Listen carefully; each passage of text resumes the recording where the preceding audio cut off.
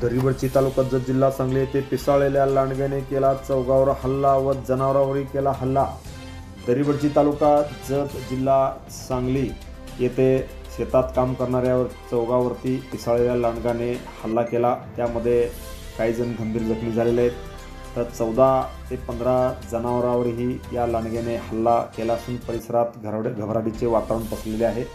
शालन हनुमंत कांबळे वय वर्ष 38, पार्वती सुरेश घागरे वय वर्ष 40, आनंद सत्यपाल गेजगे वय वर्ष 45, विकास संभाजी भोसले वय वर्ष 25 सर्व राहणार दरिवडची अशी जखमी झालेल्यांची नावे आहेत। जखमींना तातडीने रुग्णवाहिकेतून सांगली मिरज येथील शासकीय रुग्णालयात उपचारासाठी पाठवण्यात आले आहे। दरिवडचीकडे शालन हनुमंत कांबळे यांची डाळिंब शेतबाग आहे। या बागेत काम करत असताना अचानकपणे पिसाळलेल्या लांडग्याने हल्ला केला।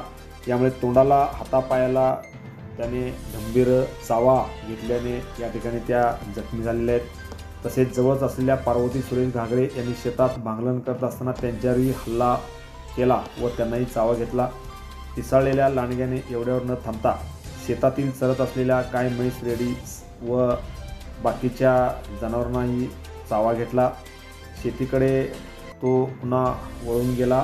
आनंदा सत्यप्पा गेजगे हा शेतामध्ये काम करत असताना त्यांच्यावरील लांडग्याने हल्ला केला। पिसाळलेल्या लांडग्याने हल्ला एवढा गंभीर केला आहे की अनेक जण त्यामध्ये जखमी झालेले आहेत।